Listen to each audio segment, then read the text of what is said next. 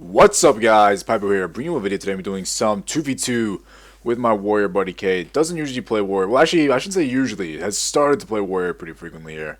But still trying to get used to it a little bit. Still is in full Grievous. I think she has full Grievous and maybe like one piece of Prideful.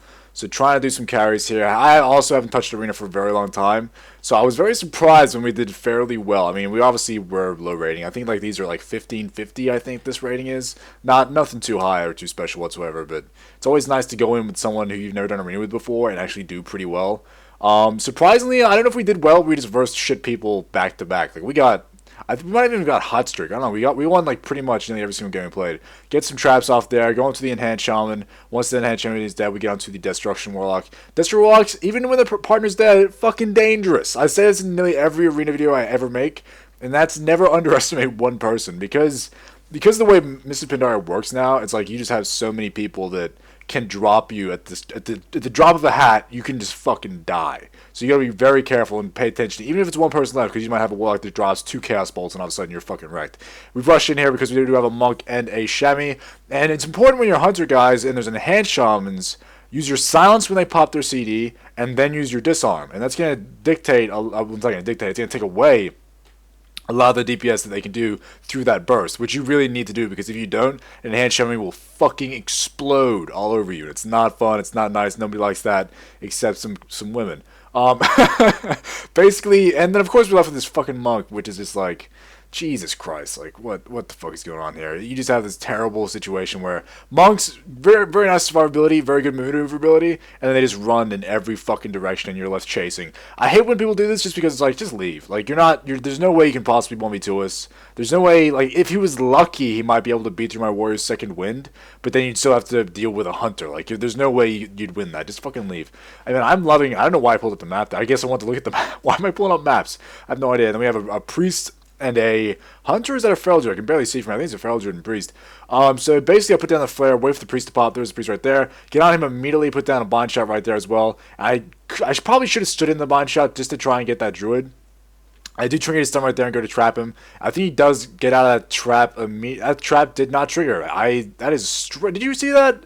Did I just witness the same thing you guys witnessed? He ran all over that fucking trap and nothing happened. Either way, we're on the Shadow Priest and he does go down right here. I do have probably deterrence there just because feral druids, if you're unaware, do crazy amounts of damage. So again, because there's one person left and I want to be super safe, I'll pop the second deterrence. I'll make sure to pop those 2 deterrences, make sure that my warrior can reposition and do some damage, and then I'll start kiting the feral druid. Because just watch here, this is me versus feral druid. Him alone with me, like he's almost gonna get me down. Like that's like they do a lot of damage. And feral druid cooldowns, by the way, last an excruciatingly long time. Like a druid can pop cooldowns, do some damage, get out, heal, throw a cyclone, go back in cat form. Their fucking cooldowns still up. So you just gotta be very careful.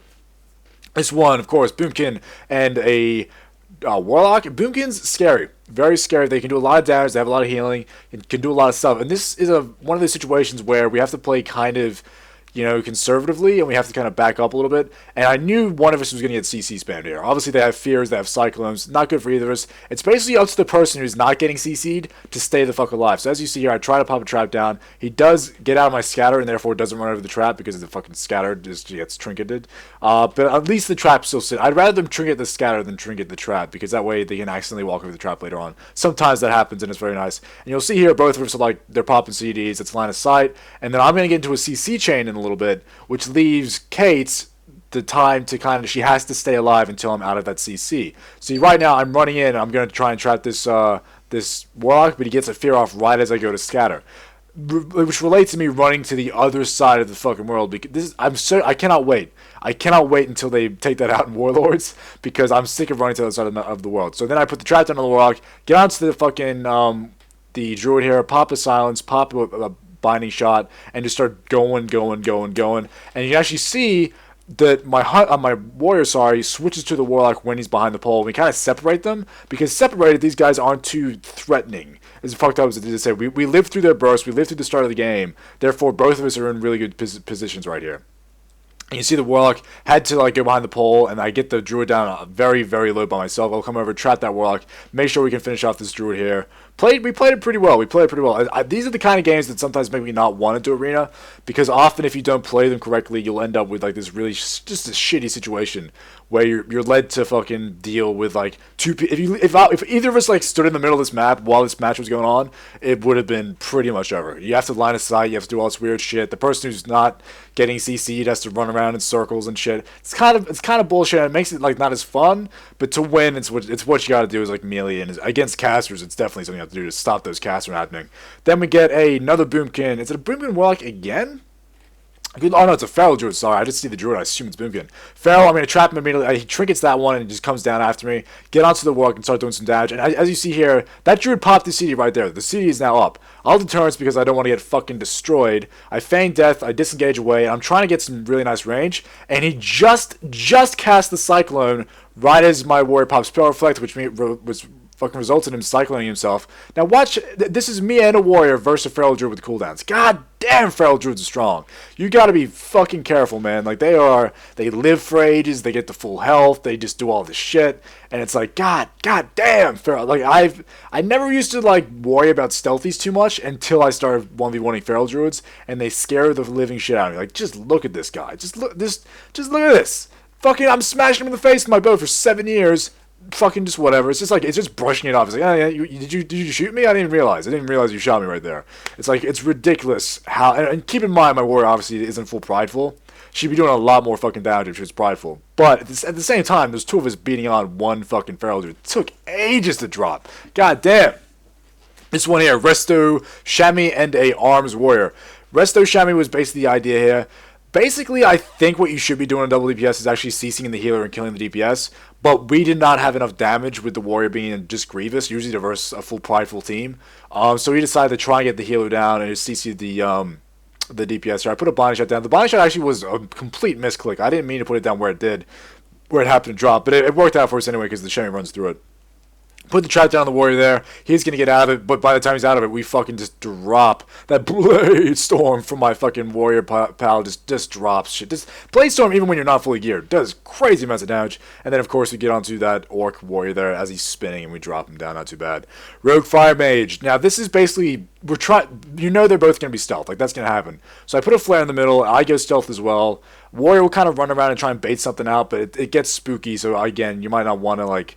run around too much. You definitely don't want your melee to like kind of line of sight you. That's why she's not running behind poles, because if she goes behind a pole, suddenly a smoke bomb's down, and then she's fucking getting just double teamed, and there's nothing much we can do about it. So Mage pops first, immediately go Mage. That's pretty much just the way it works. I go to put a bind shot down right on my Warrior there, because I knew that Rogue was either going to pop on me or the Warrior, and it was right there. But unfortunately, I do get blinded, which was kind of weird. I thought he'd like open with a stun or something on me and then switch, but he blinds me, and then I put the bind shot down right there in the smoke bomb, and I'm telling my Warrior, get the fuck out of the smoke bomb so I can kill this guy.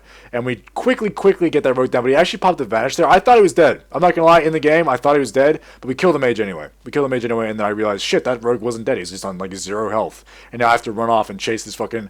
This is the moment I'm talking about. Like, your Mage is dead, you're on 0 fucking health, burnt cake, my bird's chasing you. Like, just leave the game, you know what I mean? Like, at least that's the way I always do. It's like, if I'm got no hope, I'm like, well, I'm just gonna fucking leave, because there's no point in me staying. This one, Enhanced Shami Warlock. Now this one, not Warlock, sorry, Enhanced Shami Unholy fucking DK. Very scary combination because these guys both do shit tons of damage. As you see there, he popped his cooldowns. I was actually a little bit slow. I was a little bit slow on my deterrence. I took one of the fucking lightning blasts to my face, then popped the cooldown there at my deterrence to avoid as much damage as possible. Then get on that DK and dropped him like a sack of shit.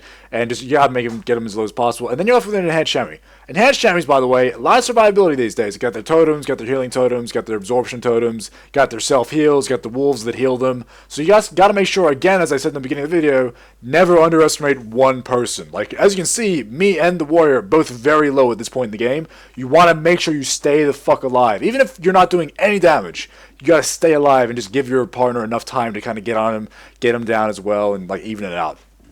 Because if he could shock you in the face once, get you like killed, then all of a sudden it's just a 1v1 and they got about the same health. Whereas when both of you are alive, it's pretty much in the bag as long as you can stay alive. This one is a balance and a enhance. I'm not too sure what these guys were doing, to be honest. We kind of just came in here and destroyed these guys. Like, I don't even have a strat for this one because it was like we just went in and went fucking exploded. We just exploded on them and they died. I literally have no strat because that's just what happened. I can't tell you much about that one. And this one, guys, will be the last game. Monk and Mage. Now, I'd never really liked to go monks because monks tend to have karma, and even when I'm on Skype with people, sometimes it's a pain in the ass to be like, hey, don't attack karma, and then they end up karming, or you try to arrange CCs and stuff like that. And again, this is like our first, 10 games or so. We weren't practicing much before this. We just straight up did games on stream. And so naturally I was like, oh, I'll probably just go the mage, get the mage down. But the mage was doing a decent job staying alive, and we just happened to mid-game both unconsciously decide switch to monk. Like monk is pretty low. We both see him low. We just switch, and he just drops like a sack of shit, as you see there. And that's gonna be the win. Anyway, guys, thanks for watching. I hope you enjoy these games. I'll probably be doing more for you soon. Have a good day. Have a good life. Have a good year, guys. And I'll see you in the next video. See you guys. Come to your senses, Papa.